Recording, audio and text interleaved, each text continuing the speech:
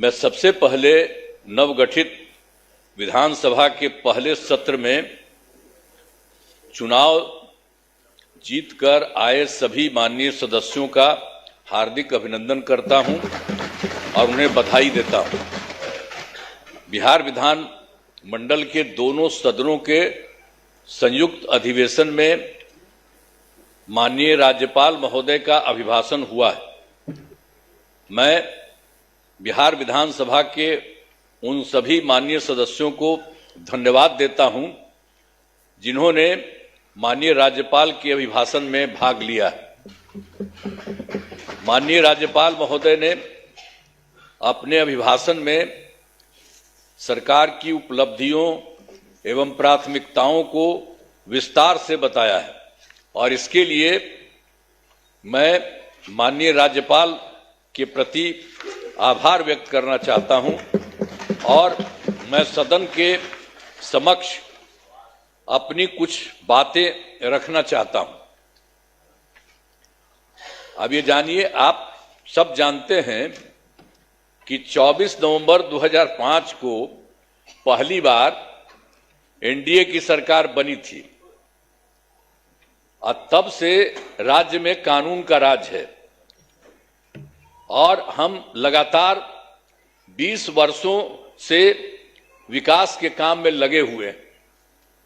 बिहार का विकास करना ही हमारा मुख्य उद्देश्य रहा है। हम दिन रात बिहार को आगे बढ़ाने के लिए भी सोचते हैं और इसी प्रकार काम करते रहते हैं। मैं बिहार की जनता का आभार व्यक्त करता हूं कि उन्होंने इस बार के विधान सभा चुनाव में बढ़ चढ़कर हिस्सा लिया और एनडीए गठबंधन को भारी बहुमत से विजयी बनाया है। शुरू से ही बिहार के विकास का काम हो रहा है। अब किसी प्रकार के डर एवं भय का वातावरण नहीं है। राज्य में प्रेम, भाईचारा एवं शांति का माहौल है। पहले कितना हिंदू मुस्लिम झगड़ा होता था, इसलिए वर्ष 2006 से ही कब्रिस्तानों की घेराबंदी शुरू की गई है।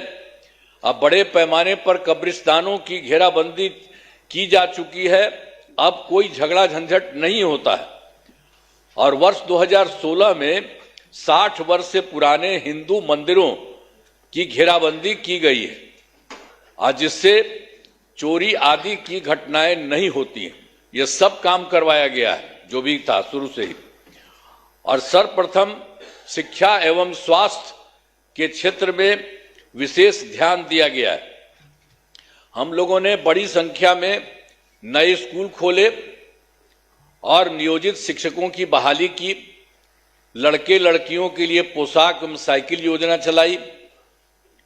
बिहार लोक सेवा आयोग द्वारा 2,58,000 सरकारी शिक्षकों की बहाली की गई है और वर्ष 2006 में 3,58,000 नियोजित शिक्षक बने थे, जिसमें से बिहार लोक सेवा आयोग द्वारा 28,976 1976 सरकारी शिक्षक बन गए। और फिर सरकार ने तय किया है कि नियोजित शिक्षकों को बीपीएससी की परीक्षा देने की जरूरत नहीं है और उन्हें मामूली सी परीक्षा लेकर सरकारी शिक्षक बनाया जाए। तो इनके लिए उन्हें 5 मौके तय किए और अब तक 3 परीक्षाओं का आयोजन हो चुका है, जिसमें 2,62,000 नियोजित शिक्षक पास हो गए हैं। अब केवल 77,000 शेष बच गए हैं और उन्हें 2 मौके और दिए जा रहे हैं। अब कुल मिलाकर सरकारी शिक्षकों की संख्या 5,20,000 हो गई है। 5,20,000 हो गई है। स्वास्थ्य सेवाओं में सुधार किया गया है। पहले स्वास्थ्य व्यवस्था बहुत खराब थी। प्राथमिक स्वास्थ्य केंद्रों में इलाज के लिए प्रति माह मात्र 39 मरीज ही आते थे और आते थे, यानी प्रतिदिन 1 या 2 मरीज आते थे। पहले यही होता था। इतना ही बुरा हाल था उस समय का, केंद्र के समय में जो हुआ था। तो उसी को हम लोगों ने आगे किया। वर्ष 2006 से अस्पतालों में मुफ्त दवा और इलाज की पूरी व्यवस्था की गई। अब प्राथमिक स्वास्थ्य केंद्र में हर महीने औसतन 11,600 मरीज आते हैं। पहले मात्र 6 मेडिकल कॉलेज थे, अब जिनकी संख्या अब 12 हो गई है। अब शेष सभी जो है 27 जिलों में नए मेडिकल कॉलेज बनाए जा रहे हैं और इन्हें शीघ्र पूरा कर दिया जाएगा। ये बहुत तेजी से काम हो रहा है, तो सब चीज हो जाएगा, पूरा कर दिया जाएगा। अब पटना मेडिकल कॉलेज अस्पताल को, अब जो हम लोगों ने पहले था उसके लिए कितना अच्छा सब काम किया। तो जो पहले वाला पटना मेडिकल कॉलेज अस्पताल था उसका हम कितना जा करके देखते हैं, कितना घर बनवाया गया है। सब जगह हम बराबरे न जाते रहते हैं। को 5,400 बेड तथा 5 पुराने मेडिकल कॉलेज को 2,500 बेड का किया जा रहा है। अब साथ ही Indira Gandhi Institute of Medical Science तो वही था, तो उसको भी हमने पूरा का पूरा खूब खेल करके किया है। अब उसके लिए भी हम 3,000 बेड का जो है बनाया जा रहा है। तो एक एक तरह से सब जगह का काम किया जा रहा है पहले ही से। और राज्य में सड़कों, पुल पुलियों या निर्माण कराया गया है। राज्य के सुदूर क्षेत्रों में 6 घंटे में पटना पहुंचने के लक्ष्य को वर्ष 2016 में पूरा कर लिया गया। जो हम लोग किए थे सड़क और पुल पुलिया, वो सब बनवाए थे, तो उसी में था जो दूर से पटना आने में हुआ था 6 घंटे में पटना पहुंचने के लक्ष्य को वर्ष 2016 में पूरा कर लिया गया।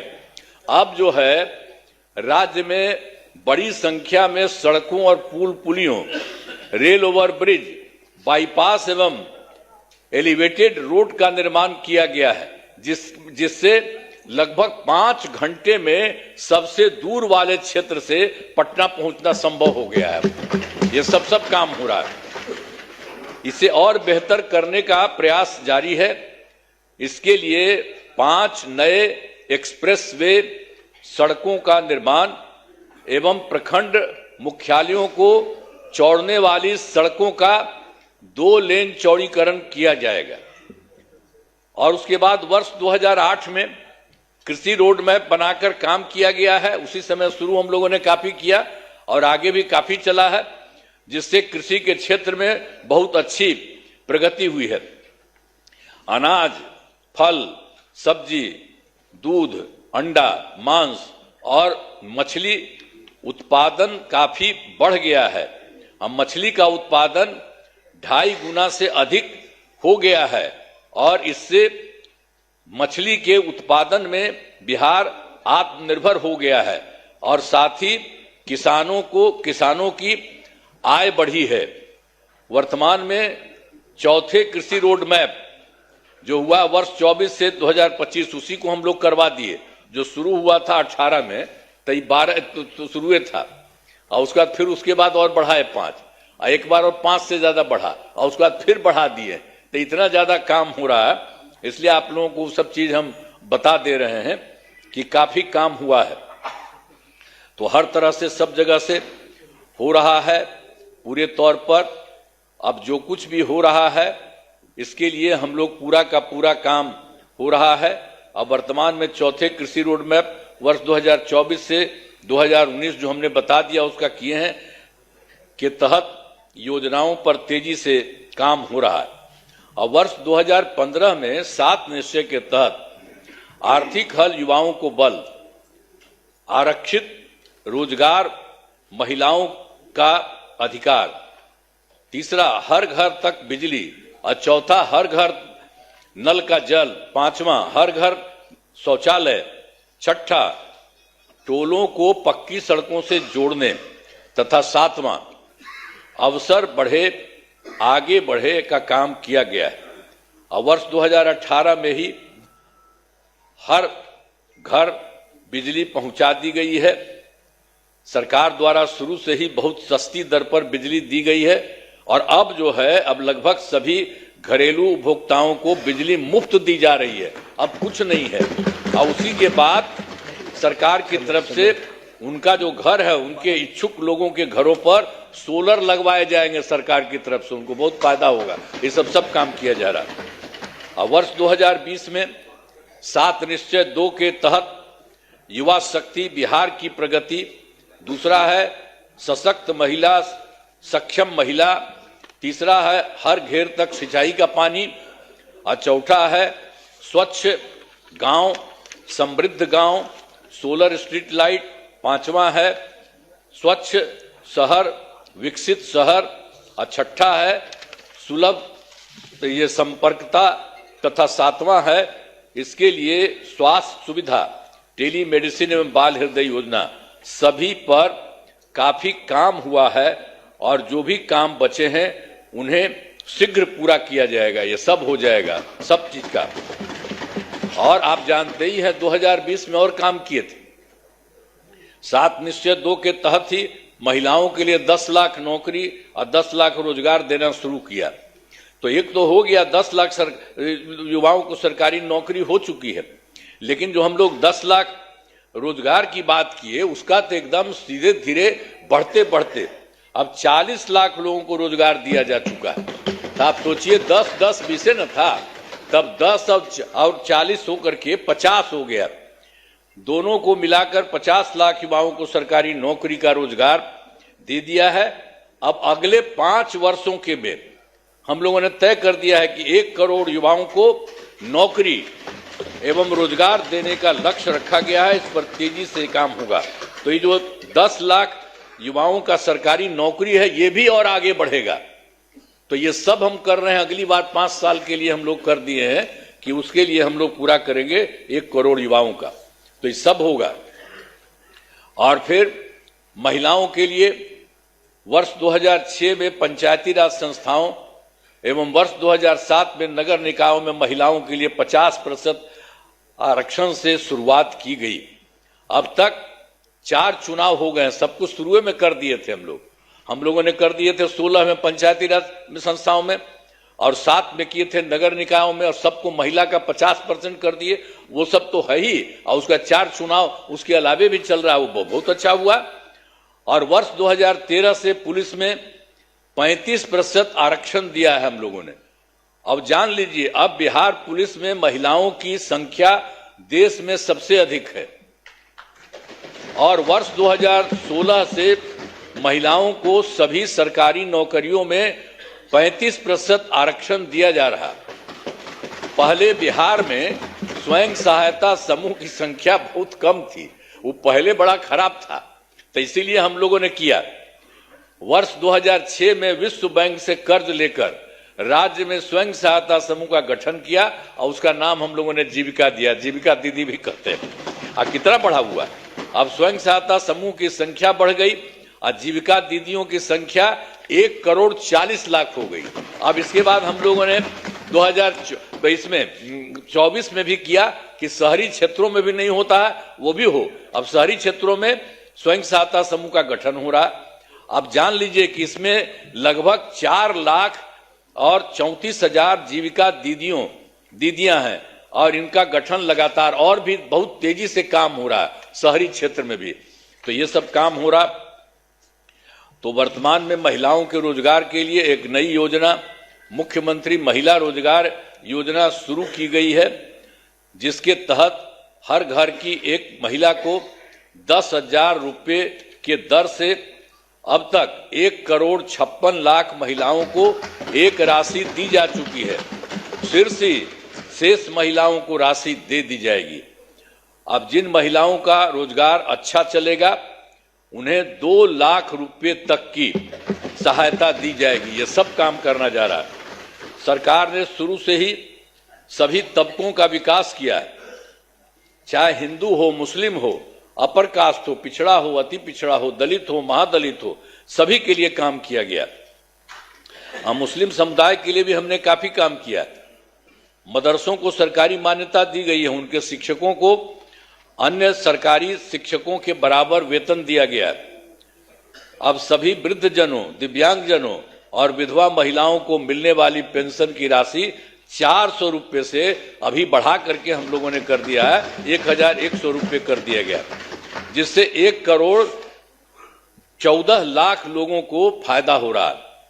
अब विकास कार्यों में जो कमी रह गई उसे पूरा करने के लिए वर्ष 2024 के दिसंबर एवं 2025 के सरकारी जनवरी फरवरी माह में हम जो गए थे, मैंने प्रगति यात्रा के दौरान सभी जिलों में जाकर विकास कार्यों को देखा और जो कमी रही उसे पूरा करने के लिए पूरे बिहार के लिए 430 नई योजनाओं की स्वीकृति दी गई है और हर जिले में जो कुछ भी है उसके लिए काम किया जा रहा है।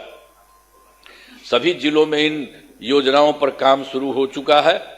इन सभी कार्यों को शीघ्र पूरा करा लिया गया जाएगा। अब इसके अलावा बिहार के विकास में अब केंद्र सरकार ने भी कितना बड़ा सहयोग किया।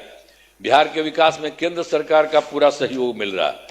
जुलाई 2024 के बजट में बिहार को विशेष आर्थिक सहायता के रूप में सड़क, उद्योग, स्वास्थ्य, पर्यटन, बाढ़ नियंत्रण के लिए बड़ी राशि देने की घोषणा की गई है केंद्र सरकार के द्वारा जुलाई 2024 में। और फिर फरवरी 2025 के बजट में बिहार में मखाना बोर्ड, एयरपोर्ट की स्थापना, पश्चिमी कोसी नहर के लिए वित्तीय सहायता आदि की घोषणा की गई है। और फिर वर्ष 2018 में देश के कुछ राज्यों में खेलो इंडिया यूथ गेम्स का आयोजन हुआ था। अब इस वर्ष खेलो इंडिया यूथ गेम्स का आयोजन बिहार में हुआ है, जो गौरव की बात है। इन सब के लिए आदरणीय प्रधानमंत्री श्री नरेंद्र मोदी जी का हम नमन करते हैं। सब करिए ना नमन, एक बार हाथ उठा के बढ़ाइए। सब काम किए, सब काम किए, सब कुछ कर रहे हैं। आप लोग काहे नहीं करते है? आप लोग भी कहिए। सबके लिए काम कर रहे हो सब तरह से, तो इसीलिए हम आपको कह रहे हैं। तो इसके लिए आदरणीय प्रधानमंत्री श्री नरेंद्र मोदी जी का नमन करते हैं।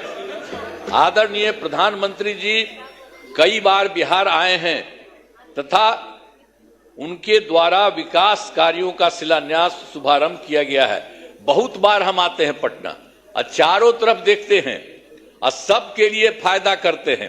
तो ये सब काम हो रहा है। इन सभी योजनाओं पर अब तेजी से काम हो रहा है। तो मतलब जो बिहार के माध्यम से और केंद्र के माध्यम से इतना हो रहा है कि अब जान लीजिए कि इस बार जो हम लोग आए हैं, अब आप समझ लीजिए कि बहुत आगे बढ़ेगा, बहुत विकसित होगा आगे। इस बात को जान लीजिए। हमने आपके सुना ना भाई, सुना ना, बैठे बैठे पहले था बतवा मेरा सुनबे, बैठे बैठे मत बोलिए। कहला कर रहे हो, प्लीज बैठे बैठे मत बोलिए। हमने आपको पहले ही बताया है कि हमारी सरकार ने पिछले 20 वर्षों में विकास के अनेक काम किए हैं। इस क्षेत्र में काम हुआ है, चाहे शिक्षा हो, स्वास्थ्य हो, सड़क हो, बिजली हो, कुर्सी हो, महिला सशक्तिकरण के लिए बहुत काम हुआ है। समाज के हर तबके के लिए सरकार ने काम किया है। इस बार बिहार के लोगों ने भारी बहुमत से एनडीए, नेशनल डेमोक्रेटिक अलायंस को जिताया है। अब विकास की गति को और तेज किया जाएगा। केंद्र सरकार का भी पूरा सहयोग मिल रहा है। आने वाले 5 वर्षों में विकास के अनेक काम किए जाएंगे। हर परिवार की आर्थिक स्थिति को मजबूत किया जाएगा। इसी बार के बारे में जान लीजिए। और तेजी से जो है औद्योगिक विकास किया जाएगा। महिलाओं और युवाओं के लिए रोजगार के अवसर बढ़ाए जाएंगे और शिक्षा एवं स्वास्थ्य को और आगे बढ़ाया जाएगा। कृषि रोड मैप के काम को तेजी से किया जाएगा। खेल एवं पर्यटन क्षेत्र का तेजी से विकास किया जाएगा। और 7वां है, गांव के साथ साथ शहरों का भी तेजी से विकास किया जाएगा। अब हमारा राज्य लगातार विकास कर रहा है। इन दिनों काम को और आगे बढ़ाया गया है। अब अगले 5 वर्षों में और ज्यादा काम होगा, जिससे बिहार काफी आगे बढ़ेगा। जो इस बार का काम है, जान लीजिए, बहुत आगे बढ़ेगा। अब बिहार के विकास में केंद्र का भी पूरा सहयोग प्राप्त हो रहा है। जो आपको हम बता दिए, केंद्र सरकार भी पूरा सहयोग प्राप्त हो रहा है। तो बिहार और विकसित होगा और देश की प्रगति में महत्वपूर्ण योगदान होगा। तो मैं अनुरोध करता हूं कि माननीय राज्यपाल महोदय के अभिभाषण के लिए उनके प्रति धन्यवाद का प्रस्ताव सदन सर्वसम्मति से पारित करें। यही हम करें। बहुत चीज उनको जो दिया था वो भी कर दिए हैं और ये सब आपको बता दिए हैं कि बहुत सारा काम हो रहा है और तेजी से काम हो रहा है। इन्हीं शब्दों के साथ मैं अपनी बात समाप्त करता हूं। बहुत बहुत धन्यवाद। आप लोग काहे नहीं कर रहे हैं? काहे नहीं कर रहे हैं? ये सब लोग कर रहे हैं। अरे भाई, अरे सब के लिए फायदा है। अरे भाई, अब हम तो 2 बार, अब तो थोड़ा थोड़ा आपको रखे हुए थे, तो कितना हम कमा किए थे। आप तो सब मेरा बतवा मान लेते थे। अब बाद में गड़बड़ की है तो हम तो छोड़ दिए, अब कभी नहीं जाएंगे। अब तो हमारा पहले का वही रहेंगे। लेकिन जितना काम किया है तो आप काहे नहीं करेंगे? आपको कौन चीज बना था? तो इतना जो काम हुआ है तो आपको भी याद रखिए। समझ गए ना? तो इन्हीं शब्दों के साथ बाकी सब कर रहे हैं ना। हाथ उठा के बताइए। बहुत बहुत बधाई। हाथ दीजिए आप लोग।